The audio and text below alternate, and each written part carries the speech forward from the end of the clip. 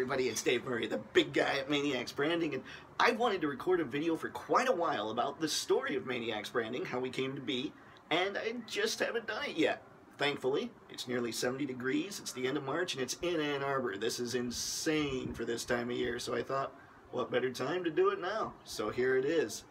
I guess the story of Maniacs Branding really kind of starts with the story of me, my upbringing. I grew up in a town called Jackson, Michigan, about 35-40 miles west of Ann Arbor, and it was a pretty cool, the childhood was all right. I was sent to Catholic school, which is obviously, the parents pay to send you to Catholic school, and you don't think about it at the time, right? But my parents had a cleaning company. And it wasn't a great, it wasn't a huge moneymaker. It wasn't a huge generator of scratch for the rents, So, yeah, let's see how many more slang terms I can get in one sentence. Go me. So, they put us through, my sister and I, they put us through elementary school, they put us through middle school, and they put us both through high school, paying the whole way. And, you don't really get a sense of how much of a sacrifice that is for somebody until, you get a little older and you start paying attention and going, wow, these guys, they could have had a lot more fun if they didn't do this for us. So you see how huge of a sacrifice it was. And the reason that we were sent there is because they had done some study, and at the time, the public schools in Jackson weren't very good unless you got to the elite advanced classes. And there was no guarantee. I mean, my sister and I aren't dumb kids, or weren't dumb kids, but there was no guarantee we were going to do that. So the much better bet was sending us through Catholic school. It was the much more practical bet. I should maybe start thinking practically a little more. There's a fun in that. I'm kidding. So that's what had happened. That's why all that happened. Again, parents had a cleaning company. It wasn't insanely successful. So when I ended up graduating from high school, I thought, I'm going to college and I'm going to retire my parents. That's the big deal. That was the huge driving force. That was my why at the time, to be honest. So I ended up going to the community college in Jackson, which is now a full-fledged college. And then I ended up going to U of M and got a painting and drawing degree because, again, I'm all about practicality. And started going out, shopping some art around to comic book places and all this, trying to get my foot in the door in that kind of sphere because I thought illustration was really what I wanted to do, and I found out they don't make a whole lot of money, and that made me stop wanting to do that, which of course means I wasn't passionate enough to do it in the first place. So, it was a good call to get out of that, and there were a few other things I tried. I tried acting. I wanted to get into journalism for a while. Basically, I've done almost every kind of creative anything except singing, dancing, or playing some kind of instrument, which is ironic because Dad was a hell of a guitar player. So, yeah, problematic there. Although not problematic for you guys, you don't have to put up with too much of my singing, dancing, or music playing. So, fast forward to 2006, I started working for a company as a contract photographer. And doing that, I kind of got my foot in the door with the same company as far as graphic design work. So I was doing a lot of product imagery, and I was doing a lot of graphic design for their marketing department. So life was good. I was doing okay. Then around end of 2008, beginning of 2009, the place I was working at, I was working as a contractor, they were having a lot of problems. It was an automotive industry.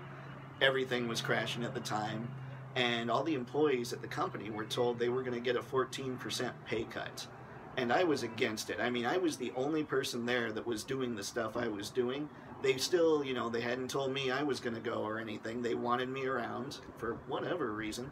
So I just had way too much work to do. There was no way I could get it all done. So at this time, when people in the company had been told, you're getting a 14% pay decrease, I went to these guys and said, I need help, but we're screwed because anybody I bring in, everybody in this building is going to hate them because they're going to think, wow, that's somebody that's taking money from me. And the boss there, to his credit, said, I'll worry about that, you just find somebody. So I went out, I got on Facebook, like any good person does, right, to say, all right, guys, I'm working for this company. I need somebody who does product photography, or I need somebody who does graphic design. I just need somebody really who knows Photoshop.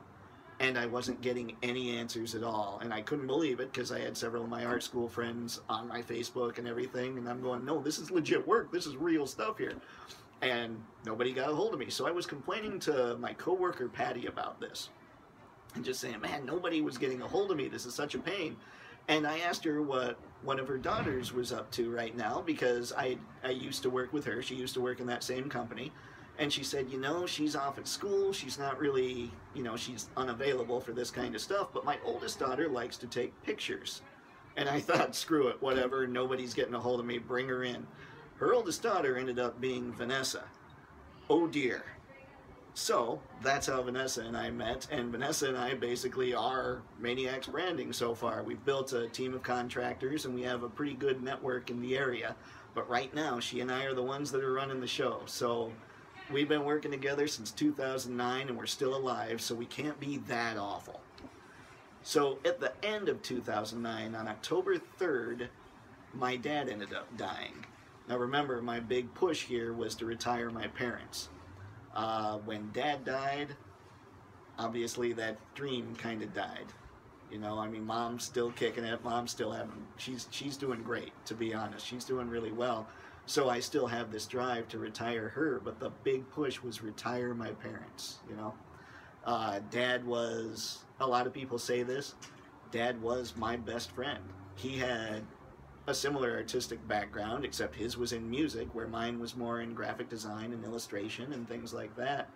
And he and I would constantly have conversations about, man, you know, Dad, I can do so much more, but I have to stick to what they want, and I can make things so much cooler and all this. I have all these skills. And he would sit there, and all you musicians might enjoy this. He'd say, I absolutely understand what you mean. When I was out there playing with guys like Merle Haggard and Sammy Davis Jr., I also had to make the rent. So I'd be sitting in hotel lounges playing Louie Louie, all 3 chords on my guitar. So, you know, it was kind of like, I mean, different creative disciplines, but it was still like talking to an older version of me. So it was a big, big deal when Dad died. And I'm not taking that away from anybody. It's going to be a big deal when anybody's dad died, but we just related on so many levels that I don't know that a lot of people relate with their parents on, you know. So that was a huge crush. It was really traumatic. I think it probably took me years to get to where I was okay afterwards when I really think about it in retrospect. Yeah. So it was about after that I looked at Vanessa and said, hey, if I start something, are you in? Do you want to come with me? Because I was getting sick of working where we were. It was same old, same old. I was bored. And one of my big fears, honestly, is boredom. I hate boredom. So she said, sure. I like to say because she's not too bright, but she's much smarter than me when it comes to business stuff. So I really can't do that either. So she and I split, and our first company was called Good Stuff Studios. And with Good Stuff Studios, we were doing the same type of stuff that we were doing with our previous employer, who we actually still have as a contract client, which is pretty cool. They do still like us, oddly enough. We were doing graphic design, we were doing illustration, and we were doing product photography.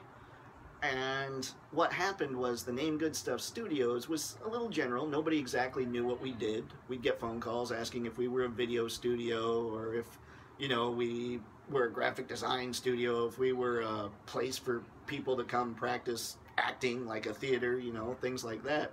So it obviously wasn't a good name, but on top of that, we offered too many services. And I know it doesn't sound like much, especially when they're related, but it was too many. People couldn't remember everything we did, so we'd be getting emails about all kinds of crap that it just wasn't in our wheelhouse. So, nope, we were having real problems. And the real turning point is I looked at Vanessa one day and I said, Vanessa, this last person I met with wants a business card. Okay, great. I said, yeah, but here's the problem. They want 5 colors on the business card. They want 6 different fonts. And there's no way, because even at that time, somehow we just knew, said there is no way that that's going to help them. They're not going to remember a thing. Also, I'm kind of sitting on my apartment deck, and we've got dogs that clearly don't necessarily enjoy each other. So maybe I should bark at them. Woof, woof, woof, woof. Okay, anyway, so we're good with that at this point. Sorry about that, folks. So yeah, we were getting those kinds of projects where I would say, Vanessa, they want this, and she would look at me and say, Dave, we're just graphic designers. We have to do what the client wants. I said, all right, fine. I wasn't happy about it. And so then a little while later, she came to me and said, Dave, they have this business card, somebody else. They want 5 different colors. They want 6 different fonts. And she says, I don't get it. This isn't going to help them. And I said, Vanessa, we're just graphic designers. I got a glare, which, you know, that makes sense. So at that point, I brought up the idea of branding from what she says, but she really pushed it.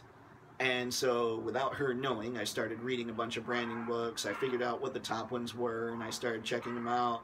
And the only thing I can think of to relate this to is when I was a freshman in high school, I was taking an algebra class, and I was a straight B.C. student. I was not very good with the numbers.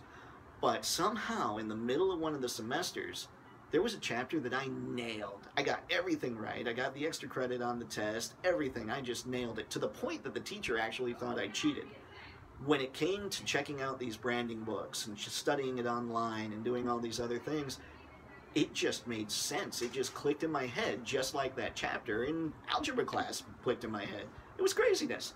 So I thought, okay, let's do this. So after a little while longer, we ended up changing the name to Maniacs Branding, changing the look, you know, everything. We basically became what you guys know us as now, which was pretty cool. It was pretty cool. And with a name like Maniacs, you know, you can make that name mean whatever you want, like branding. So people are starting to figure that out, and it's basically all the stuff we learned about branding we were able to use for ourselves, just as we use for our clients. So it's gotten pretty cool. And so now what happens is we thought, okay, at this point, we can actually help people. And we have been, but, you know, sometimes we get those clients that had this big corporate type thing, and, you know, you can't really help them because they've got all these rules in place. Everybody has their regular thinking about what strategy is supposed to be. You know, we should have a lot of products under one name, and that's just not actually accurate at all. But, you know, it was tough there at the beginning for branding, and I realized from way back when, because of my parents and because of the work that they'd done for my sister and I and how hard they worked to get us through school, I wanted to help entrepreneurs. I wanted to help the small business owners. And when I talked to Vanessa about it, she's like, yeah, those are the people that need the help. So that's when we started doing that. And we thought, let's just do something so we can help them have better lives. And as we got to know a lot of these entrepreneurs, we found out, holy crap, these are great people. You know, we were working with people that wanted to help out high school kids. We were working with people that wanted to build homeless shelters, you know, and they wanted to use their brands to give them the capital to help them do that. And it was just really cool, and we thought, this is sweet. So before, we thought, we just want to help them have better lives. And then, as we kept studying and seeing what's going on politically in the last several years, and all over the place, we thought, you know what? You know who has the real influence are the entrepreneurs. They're the only ones that have a shot at legitimately making this a happier world. And so right now, we're riding high. We're insanely geeked that we get to help these people. And that's it. That's the story of Maniacs Branding. That's from the very beginning all the way through to now. Those are the kinds of people we like to help. And we have a blast. We, in fact, enjoy caffeinated beverages while we're doing it. We enjoy cookies, tacos. We do all this stuff. We get crazy. We have a lot of fun with our clients. We have a lot of fun with the people who we consider our team members. It's just an absolute blast. And because we've been putting out there that this is what we're fighting for. We're fighting for you guys. This is our cause. Entrepreneurship and making the world happier because of you guys is our cause. And since we've been doing that, we've got people coming all over the place to check us out. And everybody that comes in, we haven't had a bad client in, I bet, a couple years. I had to write one proposal that kind of irritated me because they wanted me to write a proposal around a product, which it was a tech product, which of course means it's going to be obsolete in 6 months. And everybody knows that a brand can really take years to take off. So, you know, that was the one hiccup we've had in the last couple years when it comes to our clients, potential clients, and all that. It has been a blast. We really recommend getting into something that gets you fired up and gets you excited, because that's the story of how Maniacs Branding happened. From the very beginning, when I think about it, what's always got me fired up is being a bit of a smartass, but also being able to help people, specifically entrepreneurs. So I hope you understand a little more about what Maniacs Branding is all about. I hope you've got your why figured out, so you know exactly the people you want to help and how you're going to do that. And if you don't, well, hey, get a hold of us. Let us know. We might be able to help out. Or get a hold of somebody in your area. Talk to your folks. Talk to your friends. Find out what they think you're all about. And maybe it'll line up perfectly. Maybe it'll be fantastic for you. But just go out there and kill it and have a blast and build something incredible that you enjoy, like Vanessa and I have. That's it, everybody. Have fun. Don't get too crazy. Unless, of course, it's funny. And as always, stay gutsy, gang.